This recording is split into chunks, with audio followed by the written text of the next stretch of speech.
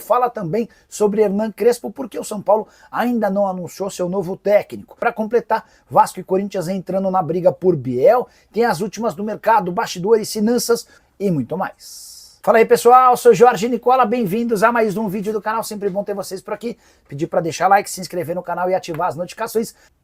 Bora te atualizar agora sobre Biel. Atacante brasileiro de 23 anos de idade que pertence ao Sporting, já havia contado para vocês que São Paulo, Atlético Mineiro e Botafogo haviam demonstrado interesse. Podemos acrescentar mais dois clubes, o Corinthians e o Vasco da Gama. O Vasco, inclusive, já apresentou uma proposta oficial de empréstimo por uma temporada com opção de compra. E a gente deve ter novidades ao longo dessa quarta-feira, quando o Frederico Moraes, que é representante do Biel, terá um encontro com o pessoal do Sporting. Essa reunião virtual aconteceria na terça-feira por conta de problemas internos. O Sporting precisou adiar esse papo para quarta-feira. A ideia é entender se o Sporting só topa negociá-lo em definitivo ou também aceita um empréstimo. O Corinthians demonstrou a intenção de contratar o Biel pela falta de jogadores com essa característica de velocidade e drible. Se o Sporting permitir um empréstimo, o Corinthians vai entrar forte na briga com o São Paulo, Vasco da Gama e o Galo. O Botafogo havia demonstrado interesse antes do Super Mundial e em meio à disputa lá nos Estados Unidos, dá para dizer que o Botafogo se afastou um pouquinho dessa negociação. Prometo ficar de olho na novidade, e qualquer novidade conto para vocês. Combinado? Bora falar agora sobre Hernan Crespo. Por que o São Paulo ainda não anunciou o técnico argentino?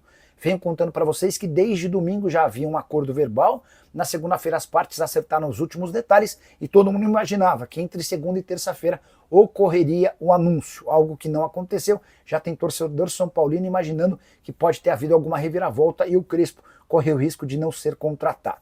Antes de gravar esse vídeo, na manhã dessa quarta-feira, confirmei com uma fonte importante do São Paulo o que está acontecendo. A pessoa disse, abre aspas, estamos com calma, analisando a cláusula do contrato, não há pressa, até porque o São Paulo só se reapresenta no fim do mês, fecha aspas.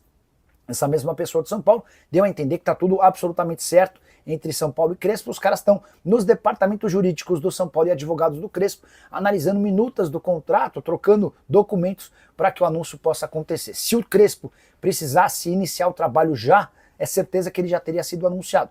Como há essa folga por conta do período de férias dos atletas, não existe tanto estresse e dá para cravar que o Crespo será treinador do Tricolor, vínculo até dezembro de 2026, ele chega para ganhar basicamente o mesmo a que tinha direito o Zubeldia. A grande diferença é que o Tricolor vai parcelar uma dívida de cerca de 3 milhões de reais que tinha com o Crespo da primeira passagem. Essa grana vai ser paga como luvas ao longo do tempo de contrato.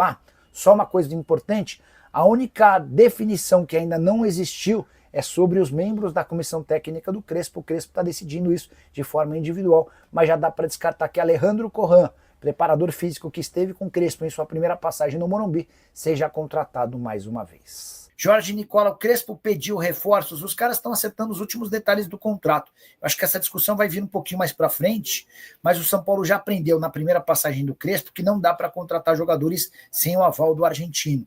E aí eu vou lembrar do caso do Bruno Rodrigues, que foi contratado pelo São Paulo um dia antes de o Crespo chegar. Sabe o que aconteceu?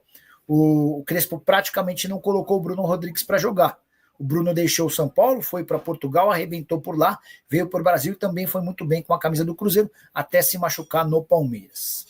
São Paulo está facilitando a ida do Igor Vinícius para o Santos, para que o São Paulo fique sozinho no páreo pelo Mike do Palmeiras. Qual a chance de o Mike pintar no São Paulo? Esse namoro é antigo. Será que o Crespo aprova? E o Biel? Começar pelo Biel.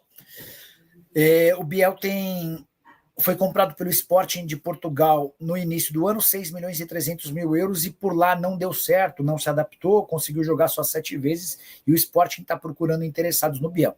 O que ninguém sabe até agora é se o Sporting vai dar prioridade a negócios em definitivo ou se ele vai topar por empréstimo. O São Paulo tem interesse no Biel, mas a única chance do São Paulo levar essa história adiante é se o Biel puder chegar por empréstimo. Se tiver que comprar, o São Paulo e o Atlético Mineiro saem da disputa, vai sobrar só o Botafogo, tá? Sobre o Mike. O Mike ainda tem esperança de jogar com o Abel. Até por isso eu acho difícil que o Mike saia antes do fim do contrato, o vínculo se encerra em dezembro. Ainda que o Mike esteja jogando mais numa função mais ofensiva do que como lateral de fato. O Matos é o grande trunfo do Santos nessa negociação, até porque o Matos já teve com o Mike no Cruzeiro e foi ele quem o levou para o Palmeiras. É só importante lembrar que o fato de o Santos estar contratando o Igor Vinícius, segundo o próprio Santos, não o tira da briga pelo Mike, tá? Mas eu acho que o Mike vai ficar no Santos pelo menos até o fim da atual temporada, tá bom? Boa noite, Nicola. Meu like é o 272. Qual tipo de contratação o São Paulo vai fazer agora na chegada do Crespo? Será que ainda vem um zagueiro, um ponta, um meio, um volante? Não imagino tantos jogadores não, Severino. Especialmente depois da chegada do Dineno, mais 2 no máximo. E o tipo de jogador que o São Paulo vai buscar é jogador livre no mercado ou que possa chegar por empréstimo ou na base da troca. Imaginar que, por exemplo, o São Paulo vai gastar uma grana para contratar jogador, isso para mim está completamente fora da realidade. O São Paulo passa por muitas dificuldades financeiras e a contratação do Crespo é mais um indício disso, tá? O São Paulo não tinha grana para investir num técnico como, por exemplo, o Jorge Jesus, tanto que nem cogitou essa possibilidade. Nicola, saberia dizer por que o Luan não joga no São Paulo? Não entendo. Opção do Zubeldia. A tendência é que o Luan ganhe mais espaço no elenco.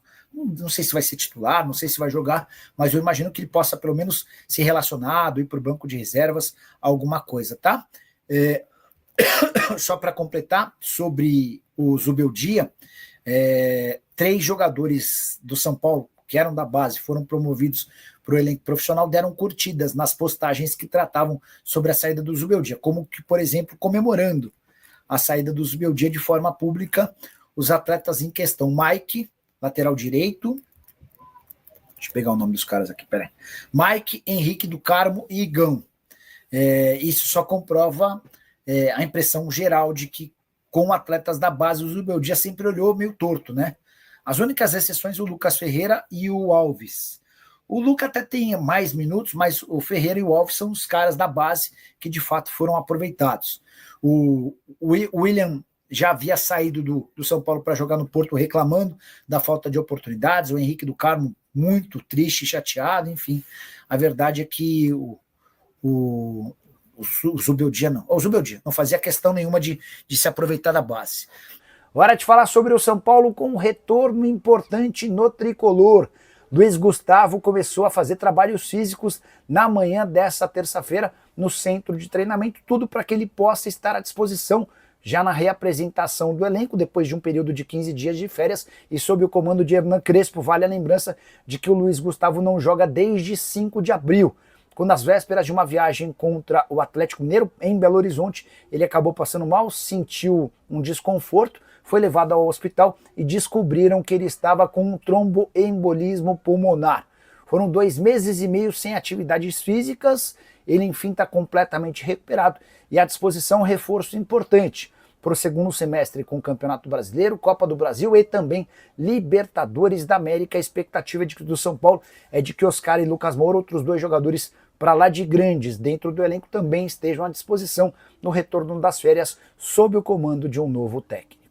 E é isso aí, né, família? Ficamos com aquele giro de notícias super importantes do maior clube do Brasil, a gente falando realmente do maior clube do mundo, o São Paulo.